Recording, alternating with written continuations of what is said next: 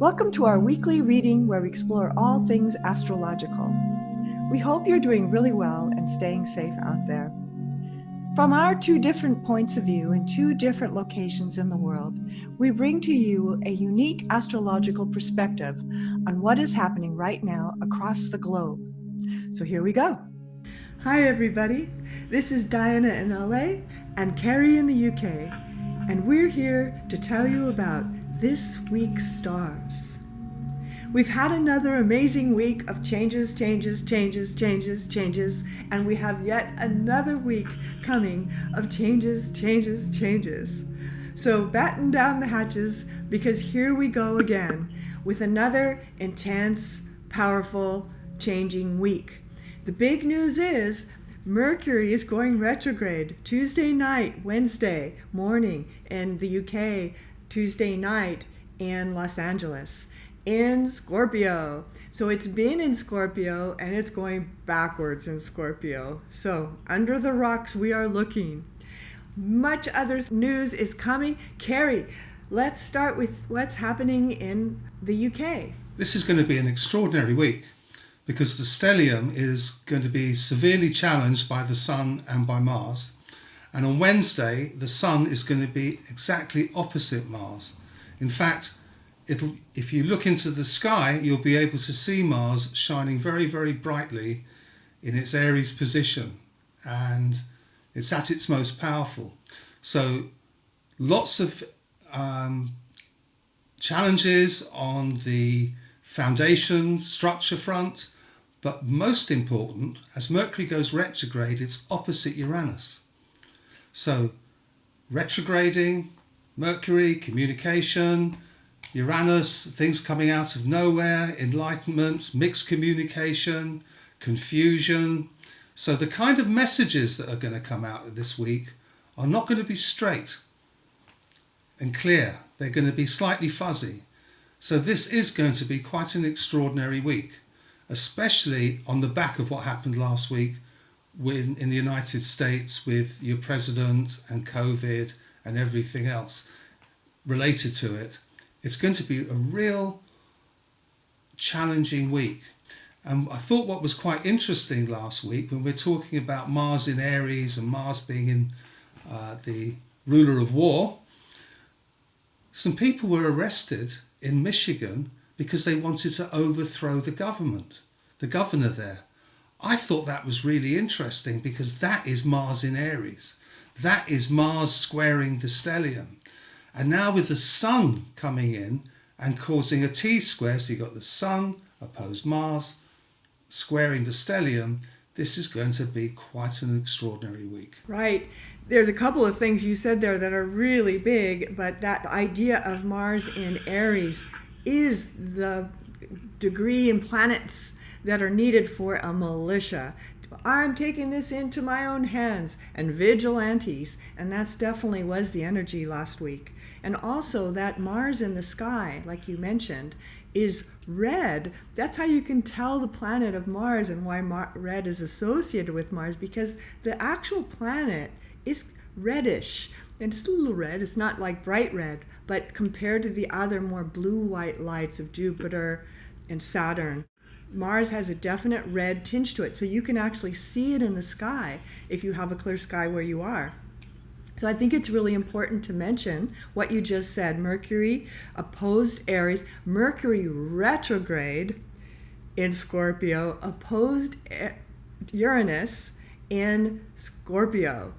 Woo, what a combination of intrigue, complications, hidden things, shocking news because it's Uranus, things you didn't see coming, things that are out of the blue that turn our world over and that create more division right before in the United States our election is just a few weeks away. But what lightens it a little bit is that Venus is actually moving into a degree in Virgo, which is now trining Uranus. So it kind of eases up that mixed communication. So there could be something quite nice coming out of what's happening next week. But this is a really challenging week. You know, we've talked about this every week, but it's coming to a head. and it's coming to a head round about the 3rd, 4th of November. You know, it's no coincidence it's the election, and with everything around this election, communication is not clear. You know, look at that debate. That's the T-square. But now, that's the T-square in action. But now having the Sun and Mars and the stellium all in a T-square, that's quite challenging. However, what lightens it up a little bit is Venus, as it moves a little bit forward, will start trining the stellium. So that will ease it off a little bit. So it may not be as charged as it could be, because it will lighten up a little bit. So we're heading for a very, very interesting week, but it's all about communication, and it's all about messages being clear or not, as the case may be. But it's all about communication. And as Mercury retrogrades, as we all know, it affects everything. Communication, travel plans may get disrupted. In the UK, the UK has been split into 3. They're having 3 separate lockdowns, so parts of the country won't be able to go into. So that is part of Mercury retrograde. And that is starting on Monday. So by the time Wednesday comes along, there's going to be a lot of confusion and a lot of frustration when it comes to travelling and making plans going forward for the next couple of weeks. Mercury retrograde, when it comes around 3 times a year for a few weeks each time, it affects where it lands in your chart. So that becomes the subject area like we talk about. And it's in Scorpio. So it is about those emotional feelings, what you really think, what you really feel, and saying it or not, because it's opposing Uranus, which means when you say it, it could be shocking. Even in relationships and friendships, be mindful of your words.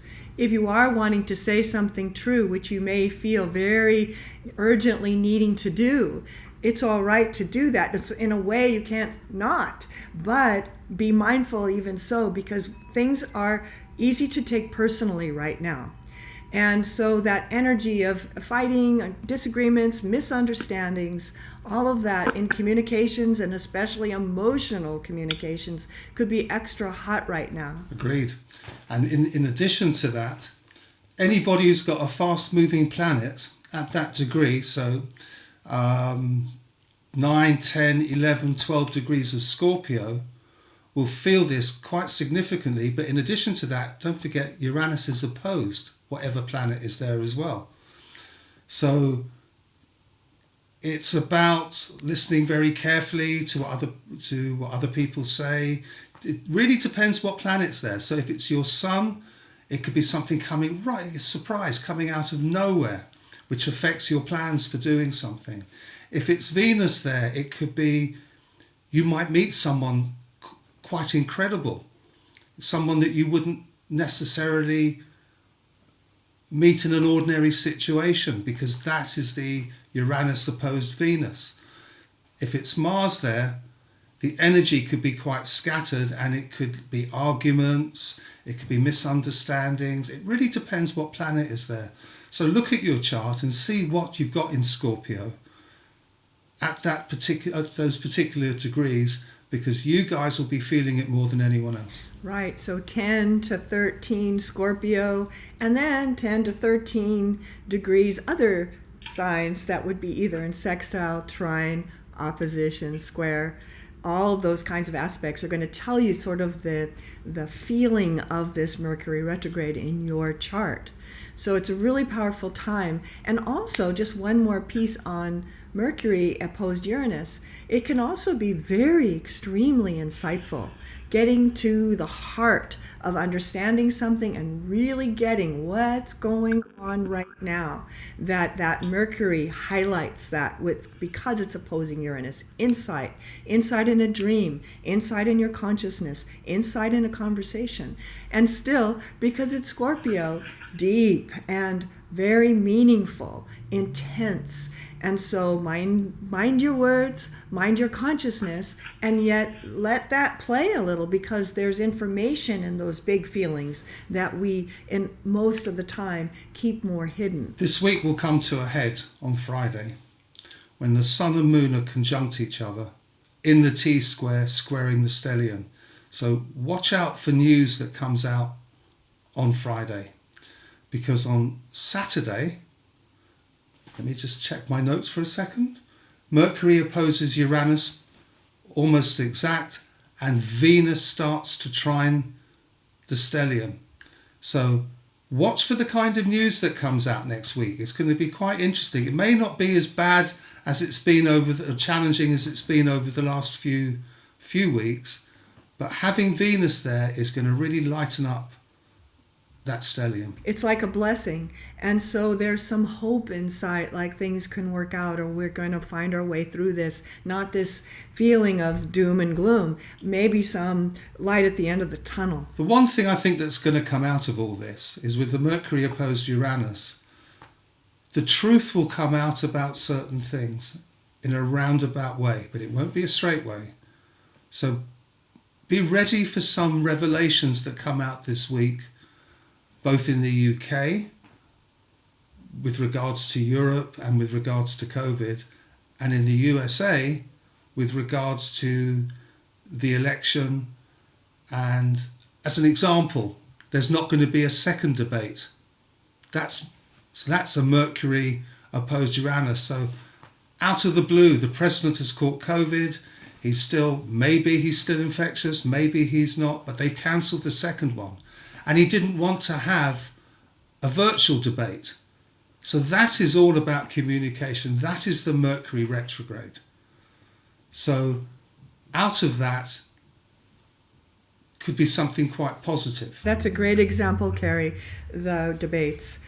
And the other thing that's happening this week that's important is we have a new moon, which is on Friday here in Los Angeles, 12 o'clock, right around noon, and 8 o'clock in the UK, and everywhere else, different times, depending on where you are. But anyway, Friday-ish, we're having a new moon, 23 degrees Libra, which is beautiful. It's in its own sign of the sign we're in, the sun sign of Libra, and now the moon is in Libra as well, exactly conjunct. And as they're exactly conjunct at 23 degrees Libra, you can see where that touches your chart and other signs as well. What might be being highlighted right now, what is the subject of this new moon this month, because it's a 28-day cycle, that you can start to use that energy to start to create into the next month. What more do you want to design into it? New moons are really powerful to design with, to use and shape your life with. Not that, not that, not that, this, right? And so the month goes by and we more and more refine it every time we come to a new moon. And it's in Libra, so we already know it's about relationships, communications in relationships, harmony in relationships, balance in relationships. And boy, do we need that energy of fairness, justice, harmony in our world right now. That's where we are with this new moon on Friday. If you've got your sun in Libra and you are born between the 9th and 13th of October, you will feel this new moon quite strongly. Right, and so here we go for another amazing week. And so be aware, stay centered, all those things that we've been encouraging during this very difficult year. You have to sort of pace yourself for it. And there is some good news coming. You know, inside all the shocking news that is also going to be occurring, there is light at the end of the tunnel. And we're starting to, at the same time that the stellium is becoming more and more high-focused and more intensified, Venus is starting to come into trine, which is happening at the end of the week and next week. So the tides are turning, and it should be very interesting. So pay attention, and we wish you a really good, dynamic, mindful week. And so we'll see you next week with another Astrocast with Diana in LA and Cary in the UK. Have a great week, everybody. Stay strong, stay safe, everybody. Have a lovely week.